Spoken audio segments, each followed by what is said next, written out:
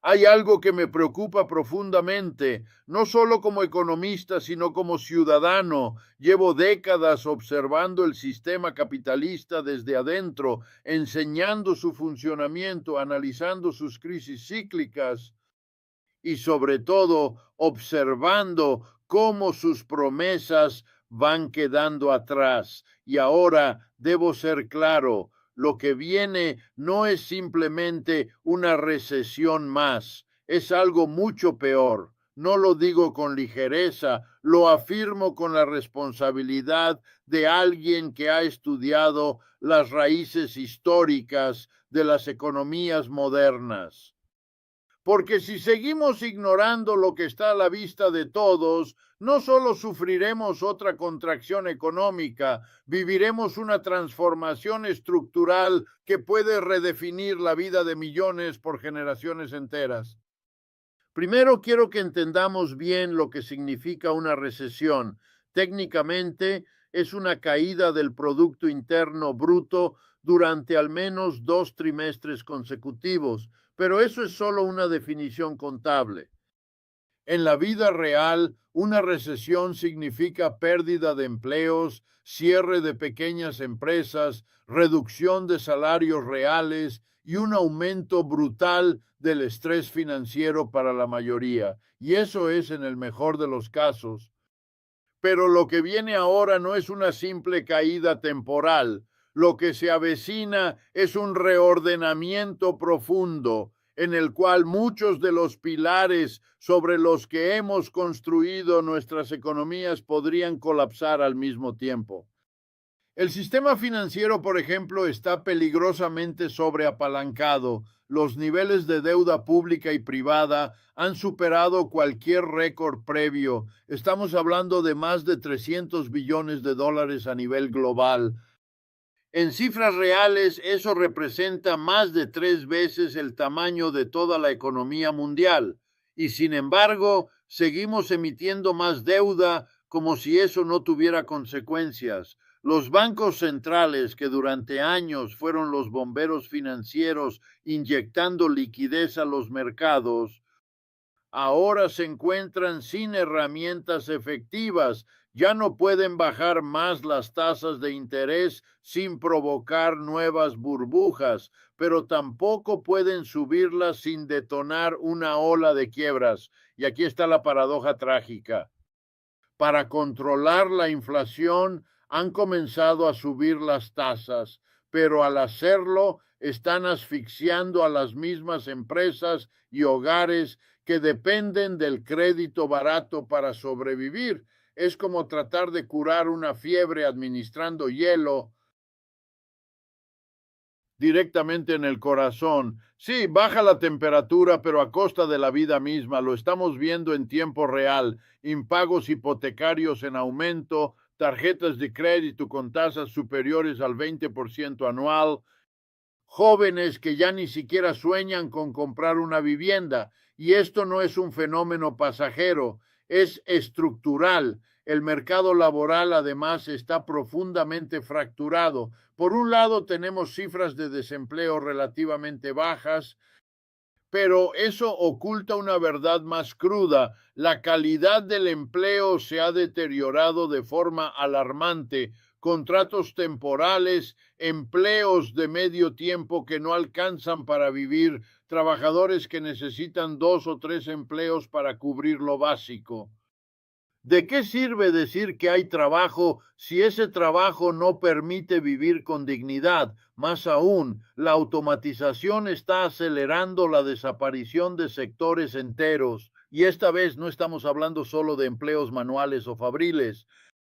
También están en la mira empleos administrativos, legales, incluso médicos, gracias a la inteligencia artificial. ¿Estamos preparados como sociedad para un desempleo masivo de trabajadores cualificados? Claramente no. Y a eso hay que sumarle otro factor decisivo, la desigualdad. Durante los últimos 30 años hemos vivido una concentración de riqueza sin precedentes. Los datos son claros. El 1% más rico de la población mundial posee más del 50% de toda la riqueza. Eso no es solo una cifra, es una bomba social, una sociedad donde la mayoría siente que trabaja cada vez más para recibir cada vez menos, mientras una élite acumula beneficios sin límites. Es una sociedad al borde del colapso. No hay cohesión social que aguante esa tensión indefinidamente. Y no es teoría, lo estamos viendo ya. Protestas, polarización, extremismos, pérdida de confianza en las instituciones. Lo que viene, insisto, no es solo una recesión más, es una crisis de legitimidad. El sistema está siendo cuestionado en su raíz. Las personas ya no confían en que las reglas del juego funcionen para todos. Y cuando eso ocurre, las sociedades empiezan a buscar alternativas, a veces razonables, a veces desesperadas. Hemos visto en la historia cómo momentos de colapso económico han sido el caldo de cultivo para autoritarismos, para guerras, para disoluciones sociales profundas. No es exageración, es memoria histórica. En este contexto, los gobiernos están fallando. En lugar de abordar los problemas estructurales, se limitan a medidas superficiales. Subvenciones puntuales, ajustes cosméticos, discursos de optimismo forzado, pero no se atreven a cuestionar los fundamentos, no se atreven a tocar los privilegios de los grandes capitales, ni a reestructurar un sistema que favorece a los especuladores por encima de los trabajadores. ¿Cómo vamos a resolver una crisis si ni siquiera nos atrevemos a nombrar su verdadera causa? Aquí es donde debemos tener claridad. Lo que viene no es solo una tormenta más que hay que capear, es la señal de que el barco está averiado. Y si seguimos actuando como si bastara con aguantar un poco más, podríamos encontrarnos muy pronto en un naufragio colectivo. La historia nos da ejemplos de lo que ocurre cuando se ignoran las señales de colapso. Roma, la Gran Depresión, el colapso de la Unión Soviética, en todos los casos hubo voces que advirtieron, que analizaron, que propusieron salidas, y en todos los casos esas voces fueron ignoradas hasta que fue demasiado tarde. Yo no quiero que repitamos esos errores, por eso hablo, por eso escribo, por eso insisto, porque aún hay margen, aún podemos actuar, pero el tiempo no es infinito. Lo que se avecina no es solo una recesión, es una dislocación histórica.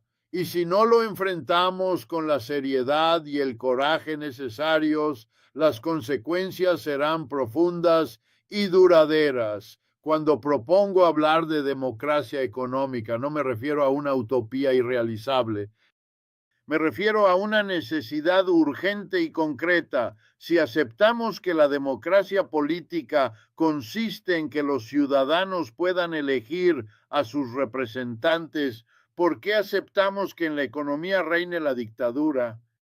Porque eso es lo que ocurre en la mayoría de empresas, estructuras jerárquicas, autoritarias, donde unos pocos toman decisiones que afectan a miles sin consulta ni transparencia. Eso no es democracia. Eso es feudalismo corporativo con otro nombre. Imaginen por un momento un modelo diferente, un modelo donde las fábricas, las oficinas, las plataformas tecnológicas fueran gestionadas por los propios trabajadores, donde cada persona tuviera voz y voto en las decisiones estratégicas, donde los beneficios no se concentraran en la cúpula directiva, sino que se redistribuyeran entre quienes realmente generan el valor. Este modelo no solo es más justo, también es más resiliente. Hay cientos de ejemplos en el mundo donde las cooperativas han demostrado ser más estables en tiempos de crisis. ¿Por qué no se habla más de esto en los medios? Porque desafía el relato dominante, porque demuestra que otro mundo es posible. La resistencia a ese cambio viene, como era de esperarse, de quienes más se benefician del modelo actual. Las grandes corporaciones, los fondos de inversión, los grupos de presión, todos tienen un interés enorme en que nada cambie y cuentan con recursos casi ilimitados para moldear la opinión pública, para influir en las leyes, para frenar cualquier intento de transformación profunda, pero también están perdiendo algo, legitimidad. Cada vez más personas comienzan a desconfiar de sus mensajes, de sus campañas de responsabilidad social, de sus promesas de inclusión o sostenibilidad, porque entienden que en el fondo se trata de mantener un sistema que ya no funciona. Y cuando un sistema deja de funcionar, hay solo dos caminos: o se transforma o colapsa. La historia está llena de ejemplos. Imperios enteros que parecían invencibles fueron cayendo uno a uno cuando dejaron de responder a las necesidades de su gente. El Imperio Romano, por ejemplo, no cayó de un día para otro. Se fue erosionando lentamente, desgastado por la desigualdad, la corrupción, la sobreexpansión militar y la pérdida de legitimidad interna. ¿No les suena familiar? Hoy, en pleno siglo XXI, estamos ante una encrucijada similar. Y aunque el decorado haya cambiado, ahora tenemos redes sociales, inteligencia artificial, vehículos eléctricos y viajes espaciales privados, las dinámicas de fondo siguen siendo las mismas: concentración de poder, explotación de recursos, control sobre las mayorías. La pregunta es, ¿vamos a repetir los errores del pasado o vamos a atrevernos a imaginar algo distinto? Yo no creo que todo esté perdido. Si lo creyera, no estaría hablando. Creo, de hecho, que estamos en uno de los momentos más importantes de nuestra historia reciente, porque las crisis, aunque dolorosas, también abren posibilidades, hacen visibles las contradicciones, nos obligan a replantear lo que dábamos por sentado y sobre todo nos recuerdan que el futuro no está escrito, que depende de lo que decidamos hacer hoy. Y aquí entra el rol de la ciudadanía organizada, porque ningún cambio profundo vendrá sin presión social, sin movilización, sin articulación de propuestas concretas. La crítica es necesaria, pero no suficiente. Necesitamos construir alternativas, comunicar ideas, formar redes, estudiar experiencias exitosas, aprender de los errores y sobre todo actuar, porque el tiempo de la pasividad ya pasó. Ahora es tiempo de asumir responsabilidades históricas. Algunos dirán que es imposible, que es ingenuo, que el sistema es demasiado poderoso, pero si algo nos enseña la historia es que los grandes cambios siempre fueron considerados imposibles hasta que ocurrieron.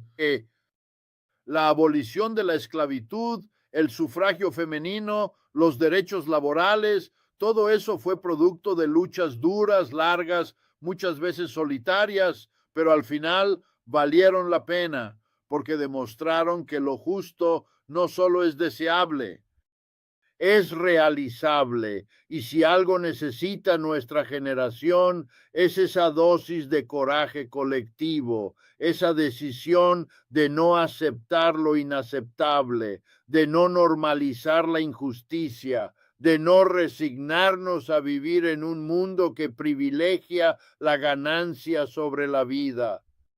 Porque al final del día, esa es la batalla que se libra en el fondo de todo esto.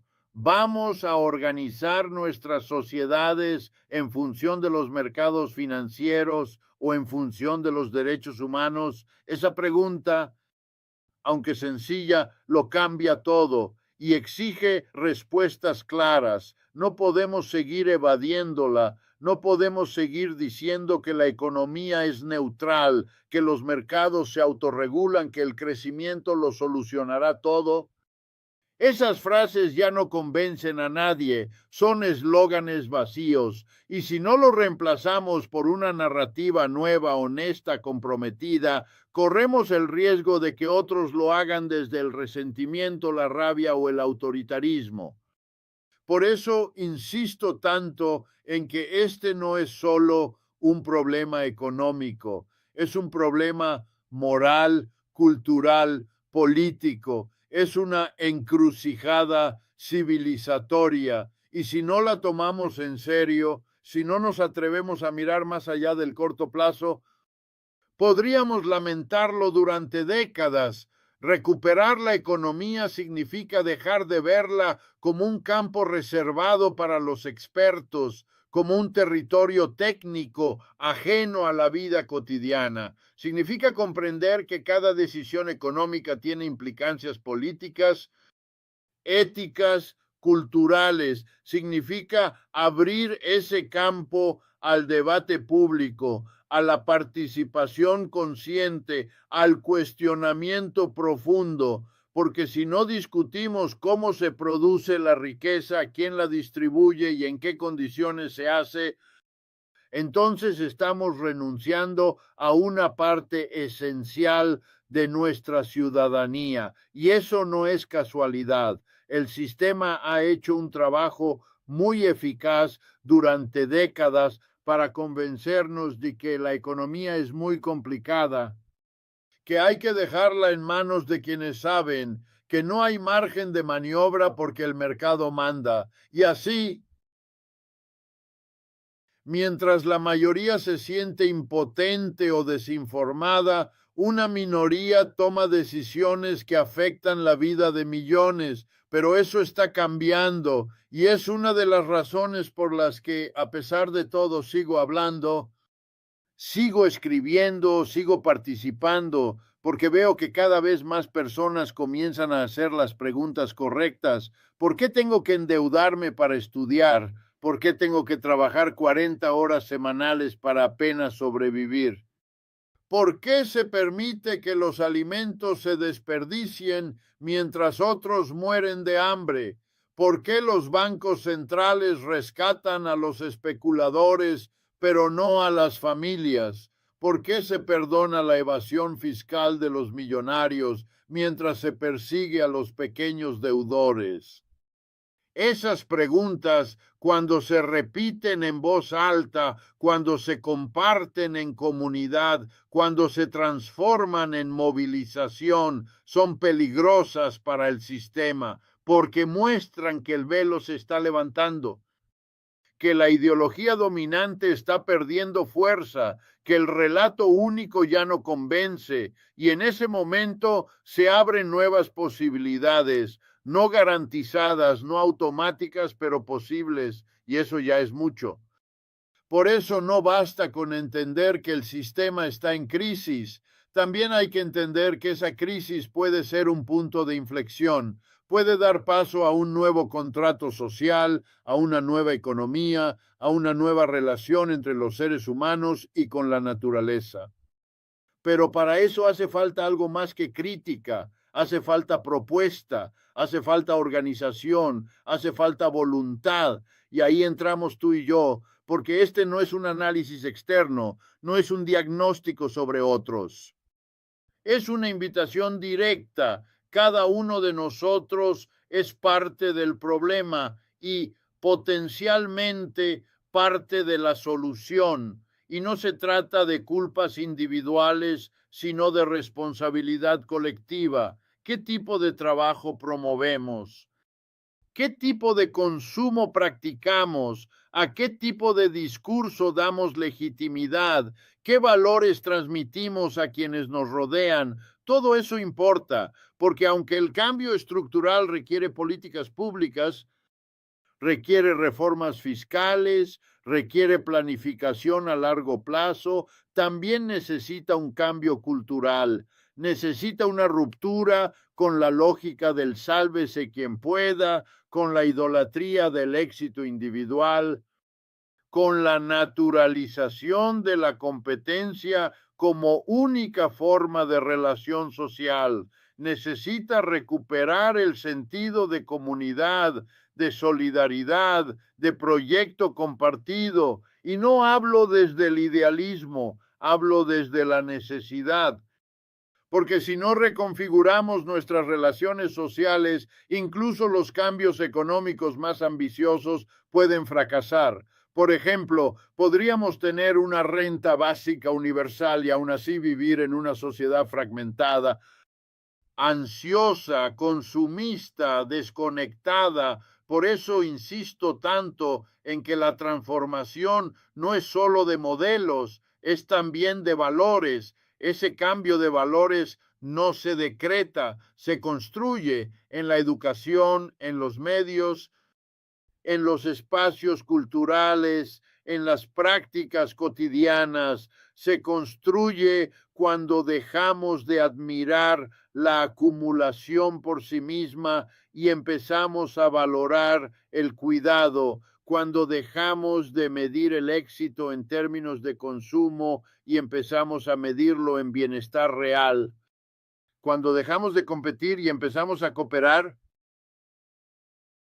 No es fácil. El sistema tiene muchas herramientas para distraernos, para dividirnos, para hacernos sentir impotentes, pero también tiene grietas y esas grietas se amplían cuando las personas se informan, se organizan, se movilizan. Por eso debemos fortalecer todo espacio que promueva el pensamiento crítico, la economía solidaria, la producción local, la justicia social, porque ahí en lo pequeño, en lo cotidiano, empieza la semilla del cambio estructural. Y repito, no tenemos todo el tiempo del mundo. Las señales están por todas partes. La crisis ecológica se acelera. Las tensiones geopolíticas aumentan. Los movimientos autoritarios ganan espacio en el vacío dejado por las democracias vaciadas de contenido. Este no es un momento para la neutralidad, es un momento para tomar posición. Tomar posición no significa tener todas las respuestas, nadie las tiene, pero sí significa dejar de aceptar lo inaceptable. Significa rechazar la idea de que el sufrimiento social es una consecuencia inevitable del progreso. Significa atrevernos a imaginar un futuro diferente, aunque aún no sepamos exactamente cómo será, porque si no lo imaginamos, otros lo harán por nosotros y probablemente no lo harán pensando en el bien común. El futuro se está escribiendo ahora mismo. Cada decisión económica, cada política pública, cada elección colectiva va dibujando el rumbo. Y aunque muchas veces nos hacen creer que nuestra voz no cuenta, que nada cambia, que todo está atado, eso es solo otra forma de dominación, porque sí que cuenta. La historia está llena de momentos en que lo improbable se volvió inevitable gracias a la presión de quienes no aceptaron el relato oficial. Y eso me lleva a algo que repito cada vez más. Tenemos que reaprender a confiar, confiar en la capacidad de las personas para organizarse, confiar en la inteligencia colectiva, confiar en la historia que nos muestra que los sistemas opresivos caen, que los imperios colapsan, que las élites no son invencibles, pero esa confianza no puede ser ingenua.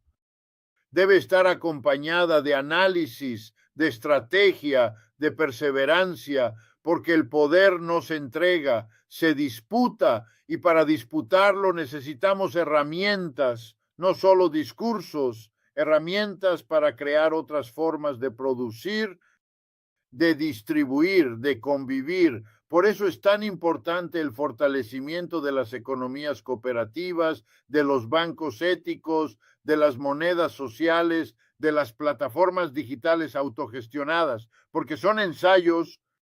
Sí, pero también son respuestas concretas, reales, tangibles, que ya están funcionando en muchos lugares del mundo. He visitado fábricas recuperadas por sus trabajadores, donde las decisiones se toman en asamblea y donde los beneficios se reinvierten en la comunidad. He conocido sistemas de trueque que permitieron sobrevivir a barrios enteros durante las crisis más profundas. He visto cooperativas agrícolas que distribuyen alimentos sanos a precios justos, sin intermediarios. Eso existe, no es teoría, es práctica y está esperando ser replicada, fortalecida, conectada a mayor escala.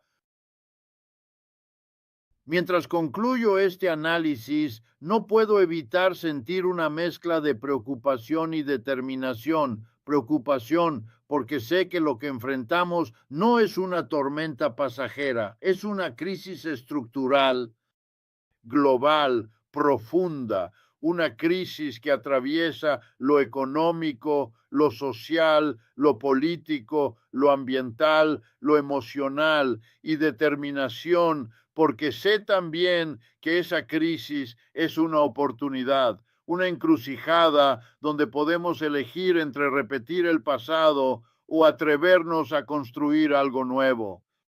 Sé que no será sencillo, el poder está bien afianzado, las narrativas dominantes siguen siendo fuertes, la maquinaria mediática trabaja todos los días para convencernos de que lo que hay es lo único posible.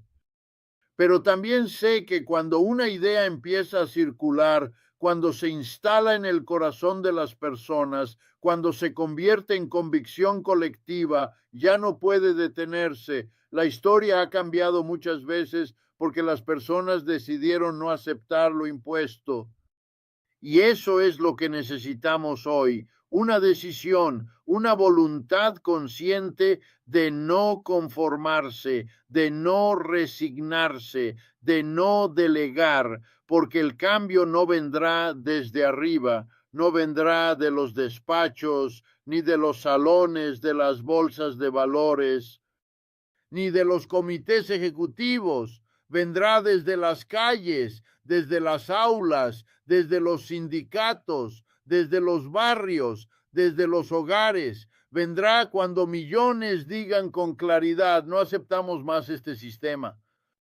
Pero para eso hace falta algo más que diagnóstico, hace falta coraje, el coraje de mirar la realidad con honestidad, el coraje de desaprender lo aprendido, el coraje de organizarse con otros, el coraje de asumir que el futuro no está escrito y que aunque nadie nos garantiza el resultado, lo que sí podemos garantizar es que no seremos cómplices del colapso, que no nos quedaremos mirando mientras el mundo se rompe, porque esta es la gran paradoja de nuestro tiempo. Nunca antes habíamos tenido tantos recursos, tanta tecnología, tanta capacidad productiva y sin embargo millones viven en la pobreza, el planeta está al borde del colapso climático y la ansiedad se ha vuelto una epidemia silenciosa. Eso no es una casualidad, es el resultado de un sistema que ha perdido el rumbo y que si no se transforma nos arrastrará a todos. Pero hay otra opción, siempre la hay. Podemos reorganizar nuestras economías en función de las necesidades humanas. Podemos producir sin destruir, podemos distribuir sin excluir, podemos crecer en sabiduría, en vínculos, en cooperación. No será fácil, no será rápido, pero será justo, será necesario, será profundamente humano. Y en esa tarea todos tenemos un rol, no hace falta ser experto, basta con tener conciencia, basta con atreverse a preguntar, a escuchar, a proponer, a construir, basta con no aceptar lo que sabemos que está mal. Porque el verdadero cambio no empieza en los parlamentos, empieza en las conciencias. Por eso te hablo así, porque no quiero que este análisis quede como un simple ejercicio intelectual. Quiero que sea una chispa, un impulso, una invitación a pensar, a dudar, a imaginar, a actuar, porque el futuro, ese que muchos temen, ese que algunos ya están escribiendo en nuestro nombre, también puede ser nuestro, pero solo si decidimos tomarlo en nuestras manos. Así que no te preguntes si puedes cambiar el mundo. Pregúntate si estás dispuesto a no vivir más como si este fuera el único posible. Esa pregunta en estos tiempos ya es una forma de resistencia y tal vez también el primer paso hacia algo radicalmente distinto.